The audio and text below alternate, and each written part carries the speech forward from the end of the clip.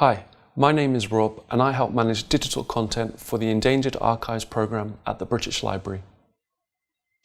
There are a variety of reasons why digital content can be difficult to preserve.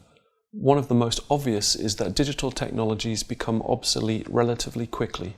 Technological obsolescence is one consequence of the current speed of technological change, and it is showing no sign of slowing down.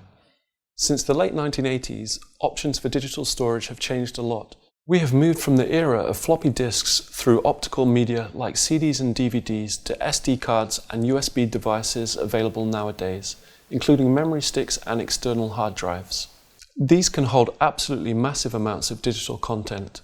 If we also consider the use of third-party or cloud storage systems, another level of complexity is added when we think about the long-term accessibility of digital files. This has an impact on hardware, operating systems, software, file formats, storage, and access methods. For example, Word documents saved on floppy disks in the 1980s are very difficult to access today, not only because our computers no longer have the correct readers, but the magnetic strips within the floppy disks themselves may have degraded. Another obstacle is that the original word processing software may no longer be available, and so the text file on the floppy disk can't be opened in the way it was originally intended. Digital content will typically be stored somewhere as a byte stream, but we very rarely encounter them in that form. Instead, content will typically be rendered by specific software running within a particular operating environment. To give you an example, if you use a Canon camera in your digitization project, you may be capturing Canon RAW files.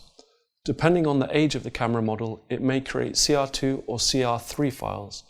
This difference may cause issues if you're using old imaging processing software that cannot support CR3 files. Some of those concerns can be addressed by the consistent use of documented or standard file formats, but it is still likely that to fully understand a piece of digital content, you may need to access it via multiple programs and in many formats. A good understanding of these obstacles can help you make decisions about your own digital preservation strategies. Considering the formats you are working with, the software you are using, and the storage solutions you adopt will help preserve your collections long into the future. This tutorial is part of our online video series covering digitization, digital preservation, and conservation for the Endangered Archives programme. Please feel free to explore these resources at eap.bl.uk/training-videos.